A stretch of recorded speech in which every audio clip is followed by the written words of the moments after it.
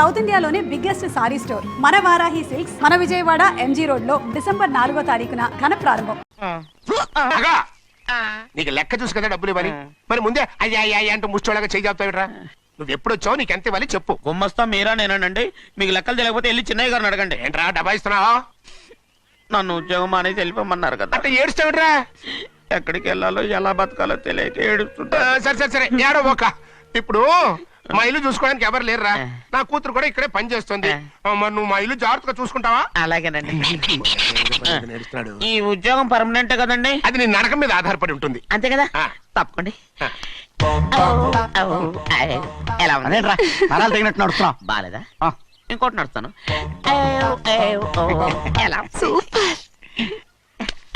నువ్వు పర్మనెంట్ గా టెంపరవరీయే. ఏంటి నాన్న బాగా ఆకలాతుందా? అవునమ్మా, ఇడ్లీ దమ్మని ఆ బస్సు గాని పంపించి 2 గంటలైంది. అప్పటికి ఆలస్యం అవుతామని నా బండి కూడా ఇచ్చి పంపించా. వచ్చేసా. సంతోషించాం. ఏంట్రా ఇంత ఆలస్యంగా చచ్చావు? మరి దీన్ని నడిపించకరావద్దేంటి? అదే నేనైతే లగెత్తుకెళ్ళి లగెత్తుకు వచ్చేసేవాడిని. అంటే ఈ బండి నడపడం నీ చేత కదా? మరి ఎందుకు చేసుకెళ్ళట్టు? ఏమో మీరు తీసుకెళ్ళమన్నారు, కర్మ తీసుకెళ్ళాను. కర్మ. సర్లే, ఆకలి చచ్చేట్టుగా ఉన్నా. ఇడ్లీలు ఎక్కడా? అదిగో మూటలో వచ్చేస్తున్నాయి. నోట్లో ఇడ్లీలు రావటం ఏంట్రా? ఒరే ఈయన నంబర్లే గానీ మూట దింపి ఇప్పి చూపించండి. అట్టగానండి. ఇన్ని ఇడ్లీలు తెచ్చావిడ్రా? మరి 494 రూపాయలకు ఆ మాత్రం ఇడ్లీలు రావేంటి? 494 రూపాయలకి ఇడ్లీలా? మరి అదే చెప్పడమేమో చెప్పేస్తారు, ఆ తర్వాత మర్చిపోతారు. మనీ నాగమణి. నాగమండి ఏంటండి? ఏంటంట? అప్పుడు మీ నాన్న నాతో ఏం చెప్పాడు? ఉండండి ఆలోచించుకుని చెప్తాను. ఏంటమ్మా ఫ్లాష్ బ్యాక్ వెళ్తున్నావా? అవును. బాబా ఆకలేస్తుందిరా. రామస్వామి హోటల్కి వెళ్ళి కాస్త తెచ్చిపెట్టు. నాకు కూడా ఆకలిస్తుందండి. నువ్వు ఏదైనా తిని నాకు మాత్రం ఒట్టి ఇడ్లీ పడరా. ఇదిగో ఈ నోటు ఎంతో తెలుసా? నేనేమన్నా తెలివి తక్కువ అనుకున్నారా? 500 నోటు. అబ్బో నువ్వే దీన్ని అచ్చుకుతున్నట్టుగా మాట్లాడుతున్నావే. చాలా ఆకలేస్తున్నాయి, బండేసుకెళ్ళి తొందర తీసినప్ప. ఇదండి జరిగింది. చిల్లర లేదు కదా అని 500 రూపాయలు నోటు ఇచ్చి పంపిస్తే మొత్తం ఇడ్లీలు పట్టుకొస్తా ఉంటా. నీ నోట్స్ చెప్పు. ఆకలేసేస్తుందమ్మా. చట్నీ సాంబార్ ఇదిరా? ఇచ్చాడండి. ఇది నేనే వద్దన్నానండి. ఎందుకని? మరి అదే మళ్ళీ మర్చిపోయారు. నాగమణి మీ నాన్న నాతో ఏం చెప్పాడు? అయ్యో అయ్యో చట్నీ సాంబార్లని ఎన్ని సార్లు ఫ్లాష్ బ్యాక్ వెళ్తారా? ఏదైనా తిని నాకు మాత్రం ఉట్టి ఇడ్లీ పడరా. ఇదిగో ఆయనకు అర్థమయ్యట్టు మళ్ళీ చెప్పు. నాకు మాత్రం ఒట్టి ఇడ్లీ పడరా. అయ్యో నువ్వు నాకు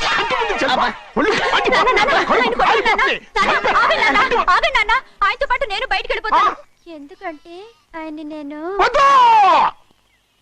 మీ దిక్కుమాల ప్రేమ కథ వినే ఓపిక ఎవ్వరికి లేదమ్మా. అయినా నువ్వు అనేదేముందిలే, అతను లేకుండా నేను బతకలేను అంటావు అంతే కదా? అయితే ఒక కండిషన్ రా. ఏంటి? నువ్వు చాలా తెలియగలవాడవని ఈ ప్రపంచానికి, నీ ముఖానికి ప్రపంచం దాకా ఎందుకు గానీ ఈ ఊళ్ళో నిరూపించుకో. నా కూతురు నీకు ఇచ్చి పెళ్లి చేస్తా. వాకే వెరీ వీచి. అయితే నువ్వు ఇంటి బయటికి వెళ్ళరా. బయటకెళ్ళా. కన్న తండ్రి మీద సత్యం చెప్పి నన్ను జైలుకి పంపిస్తా ఉంటారా?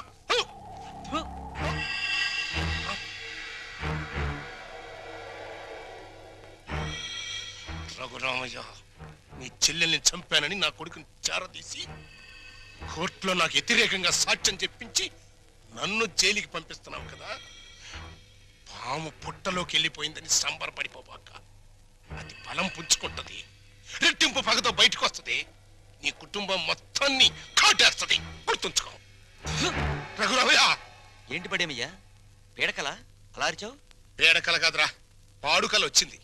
కల్లో ఫ్లాష్ బ్యాక్ లో ముఖం తుపుక్కును ఉమ్ముబడి సీన్ కట్ అయిపోయింది. పడేమయ్యా మనకో మంచి అవకాశం, గుద్దేద్దామా? ఏంటి గుద్దేది? ఓటు మీద ముద్ర?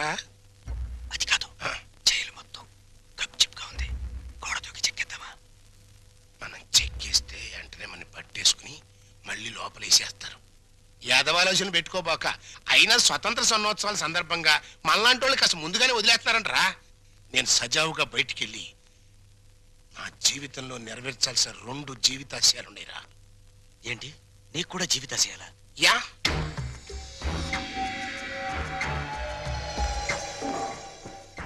ఒకటి నా బామ్మడిదొక దేవుడు, ఆడి ఇల్లు ఒక దేవాలయం. దాన్ని పునాదులతో సహా లేపేయాలి. 2 దేవత. దానికి ఒక స్వర్ణాలయం కట్టించాలి. జై హింద్ జైలర్ గారు, బాగున్నారా? బాగున్నారా అని నువ్వు అడిగే పద్ధతి ఏం బాగోలేదయ్యా. ఇంకా పోలేదా అనే సౌండ్ వస్తుంది. అన్నన్నన్నన్నన్నన్న, అంత మాట అనకండి. అసలు మీరంటే నాకు ఎంత ఇది ఎంత అది. మీకు విషయం చెప్పనా, మహాత్మా గాంధీ గారి విగ్రహం కనపడ్డప్పుడు జైలు కొడతాను, మళ్ళీ మీరు కనపడ్డప్పుడే జైలు కొడతానంటే మూడోడు అడిగినా కొట్టను. అదే ప్రిన్సిపల్. చాలా సంతోషమయ్యా. అలాంటి మహాత్ముడితో నన్ను తూకం వేసినందుకు డ్యూటీకి ఇంటికి వెళ్ళగానే అరుగు మీద తుంగతాపేసి కూర్చొని రాట్నం వడకాలనిపిస్తుందయ్యా. పనిలో పని తగిలి దారం కూడా ఉడుక్కోండి, చేతులుండా పని ఉంటుంది. Excuse me. నమస్తే నాథురామ్, ఫుడ్ తిన్నావా? గడ్డి తిన్నావా అని అడిగినట్టు అడుగుతావు. అప్ప జోకు. ఏంటోనయ్యా, చిన్నప్పుడు పేపర్లో గాడ్సే గాడి ఫోటో చూసినప్పుడు నమస్తే కొట్టాను, మళ్ళీ నిన్ను చూస్తే నమస్తే కొట్టాను. కానీ ఆడికంటే నువ్వు 3 times గొప్పడివయ్యా. ఆడొక్క మహాత్మా గాంధీనే చంపాడు, కానీ నువ్వు మీ అమ్మని నాన్నని అన్నయ్యని ఒక్క బలిగా లేపించావు. ఏంటోనయ్యా, అసలు మన దేశంలో గాంధీ అని పేరు పెట్టుకుంటే చాలు చంపేస్తున్నారు. మహాత్మా గాంధీని చంపారా, ఇందిరా గాంధీని చంపారా, రాజీవ్ గాంధీని చంపారా? కానీ వాళ్ళని ఏరే చోట్ల ఏరే రకాలుగా చంపారు. మరి నువ్వు at a time at a spot లో ఒకటే ఒక గన్నుతో టపక్కన పేల్చావు, లటక్కమని ఎగిరిపోయారు. మరి నేను ఉన్నాను ఎందుకు? ఓన్ వైఫ్ ను మర్డర్ చేసి పసిపిల్లలాగా దొరికిపోయాను. కానీ ఇందులో ఒక అన్యాయం ఉందయా. 3 మర్డర్లు చేసినోడికి నీకు ఒకటే శిక్ష, లింగులకి మట్టు సింగిల్ మర్డర్ చేసినోడు నాకు ఒకటే శిక్ష. రేయ్. ఏంట్రా? ఇప్పుడు నాకు అర్థమైందిరా, నువ్వు వేస్తున్నది ముత్యాల ముగ్గని. ఇక మీదట ఎప్పుడైనా ఎక్కడైనా ఎవరినైనా పొగిడావో నీ నాలుక కట్. నాలి కట్ అనేసావా? ఇక నీకు ఫుడ్ కట్. నీ జన్మలో ఫుడ్ తినలేరు రే.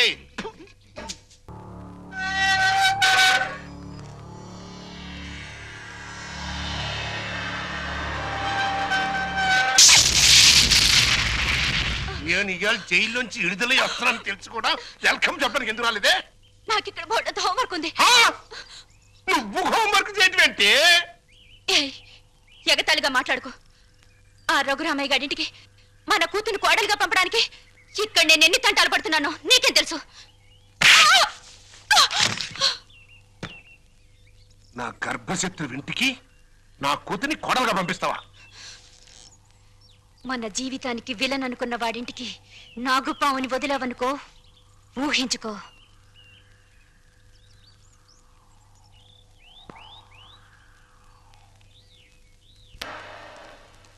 నాన్నగారు, తమ్ముడు చదువుతున్న కాలేజీ ప్రిన్సిపాల్ గారు మీకు ఈ లెటర్ పంపించారు.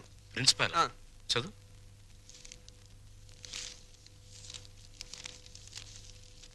గౌరవనీయులైన రఘురామయ్య గారికి నమస్కారములు.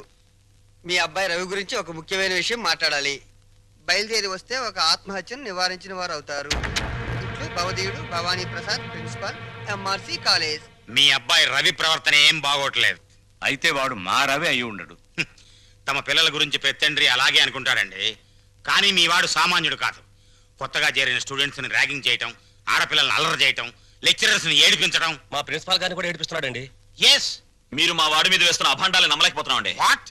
నావి అభాండాలా? What do you mean by అది కాదండి. రంగా నువ్వు ఊరుకో. సార్ మా వాడు నో నో నో నో. మీరు వెళ్ళి కాసేపు ఆ పక్కన వెయిట్ చేయండి. నేను మీ వాడిని పిలిచి విచారిస్తాను.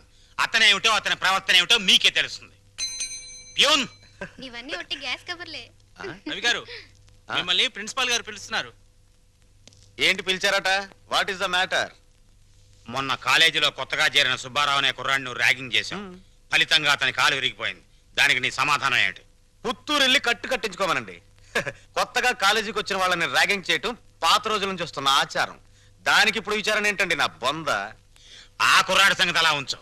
రాణి అనే అమ్మాయితో నువ్వు తిరగటం అందరికీ తెలుసు. ఆ అమ్మాయి జీవితాన్ని నువ్వు నాశనం చేశావు. ఆ పెళ్లి ఇప్పుడు గర్భవతి. నాకు తెలియకుండా మీకెలా తెలుసు సార్? మీ దగ్గరకు వచ్చి చెప్పుకుందా? Shut up. లేకపోతే ఏంటి సార్, నాలాంటి గ్లామరస్ అబ్బాయికి 10 మంది గర్ల్ ఫ్రెండ్స్ ఉండటం చాలా సహజం.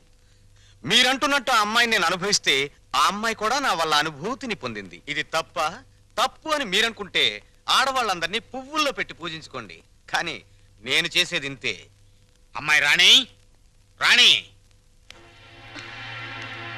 ఇతను చెప్పిందంతా విన్నావు కదా? నువ్వేమైనా చెప్పదలుచుకుంటే నిర్భయంగా చెప్పు.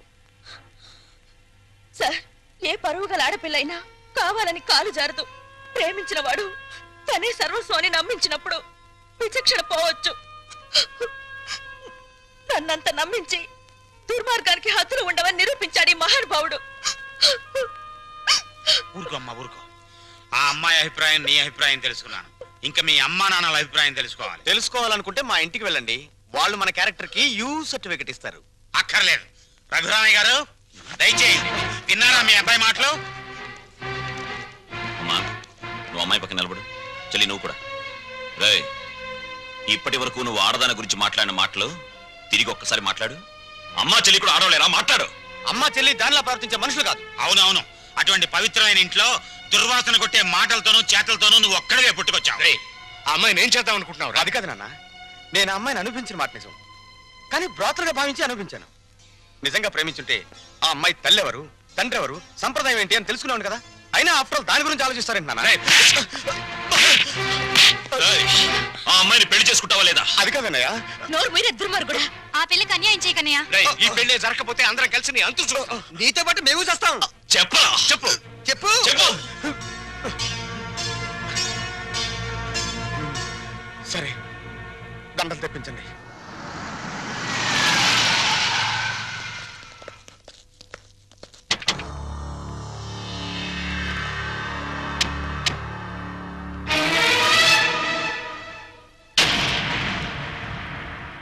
బావా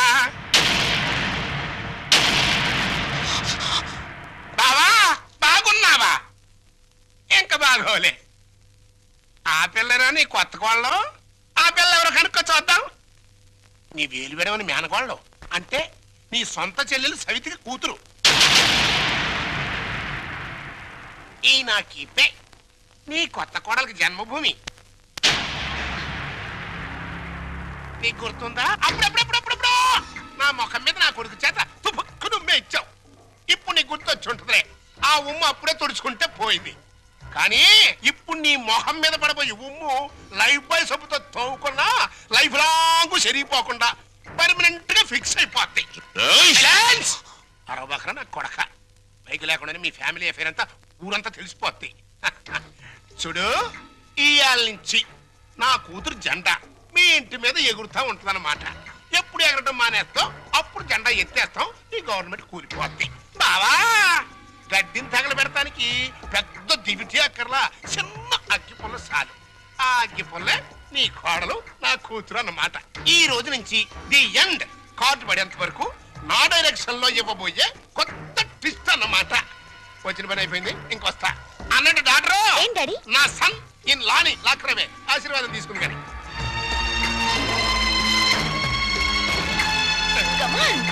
రారన్న సన్నిల్లా.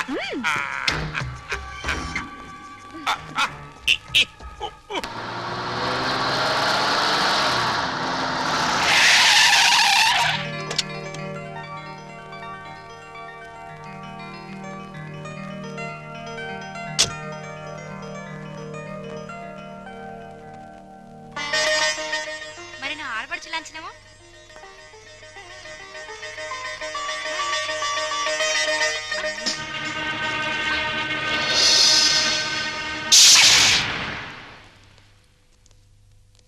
కుడికాలు లోపల పెట్టిరమ్మా.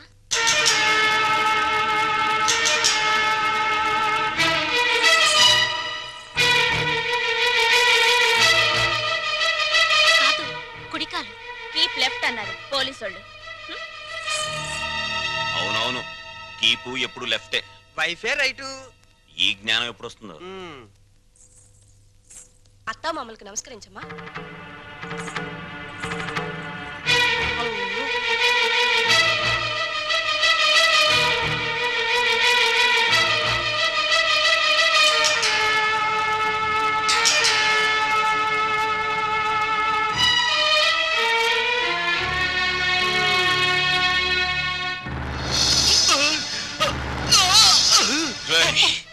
నీకు ఈ ఇంట్లో ఎవరు అన్యాయం చేశారని మా అందరికి ఇంత ద్రోహం చేశావరా?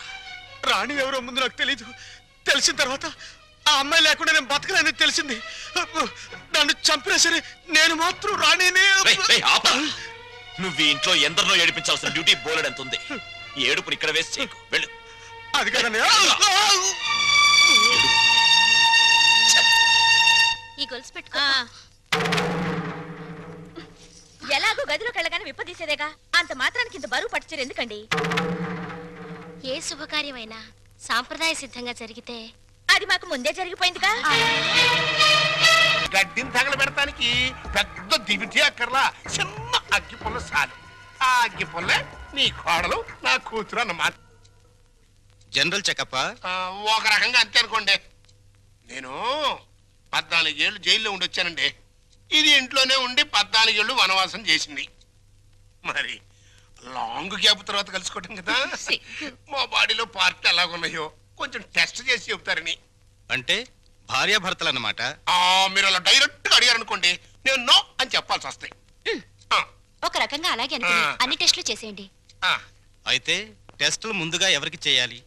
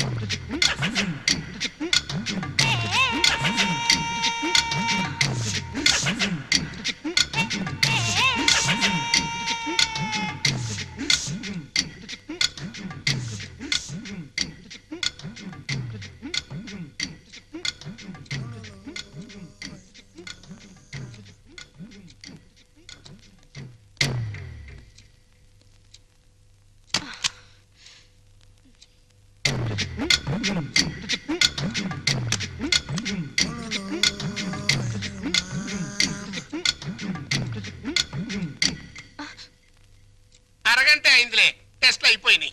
రిపోర్టు రేపు సాయంకాలం 6 గంటలకు ఇస్తాడంట. పద. అయితే ఆయన పరిస్థితి? మీరు షాక్ కావద్దు. ఆయన 2 కిడ్నీలు దెబ్బతిన్నాయి. అమ్మా డాక్టర్, నాకు సాయం చేయాలి. ఏంటది? కిడ్నీలు దెబ్బతింది ఆయనకని చెప్పొద్దు, నాకని చెప్పండి. ఏంటి, మీ అమ్మకి నా కిడ్నీ దానం చెయ్యాలా? మీ కంటికి నేనేమన్నా కిడ్నీ బ్యాంకులా కనిపెట్టినానా? చూడు తల్లి, కష్టపడి ఎన్నాళ్ళు దానికి పెట్టాల్సినవన్నీ పెట్టేశాను. తెగదిని నేషనల్ హైవే మీద మైల్ రాయిలాగా ఫిక్స్ అయిపోయింది. ఇంకా నో మోర్ పెట్టటాలో. మరి ఇప్పుడు నా బతికేలాగా? ఆ సింపుల్. బతికిన నాళ్ళు ముప్పొద్దుల కోడి పొలావు తింటాం, గంట కొట్టంగానే 7 గంటల సవారీ ఎక్కి వెళ్ళిపోవటం. ఇదిగా నీ బెడ్ మీద ఒట్టేసి చెప్తున్నానే, నీ దినకార్యాలు మాత్రం ఈ జిల్లాలో ఎవ్వరికి జరగనంత రిచ్గా జరిపిస్తాను.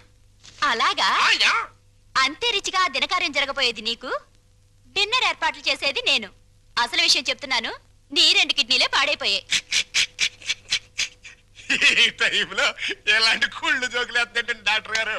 జోక్ కాదు, నిజమే. మీ 2 కిడ్నీలే పూర్తిగా పాడైపోయాయి. నీకు కిడ్నీ ట్రబుల్ అనగానే మా అందరినీ కిడ్నీలు అడుగుతావని తెలిసే నీ నోటి వెంట పాచి మాటలు వచ్చేటట్టు మా అమ్మ ట్రిక్ ప్లే చేసింది. సై, నువ్వు నా కూతురువే, అలా మాట్లాడటం ధర్మం కాదు. ధర్మం కదా? మా అమ్మని ఎప్పుడైనా కట్టుకున్న భార్యలా చూసావా? ఉంపుడు గత్తగానే చూసావు. అమ్మ అంటే నిజం, నాన్నంటే నమ్మకం. నేను మా అమ్మకే పుట్టానన్న నమ్మకం ఉంది, కానీ నీకే పుట్టానన్న నమ్మకం మాత్రం లేదు. అందుచేత మాలో ఎవరెవరు నీకు కిడ్నీలు ఇవ్వడం అనేది కల.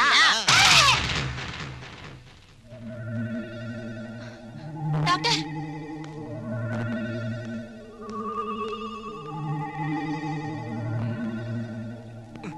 ఏమైంది డాక్టర్? ఇది తీవ్రమైన మెంటల్ షాక్.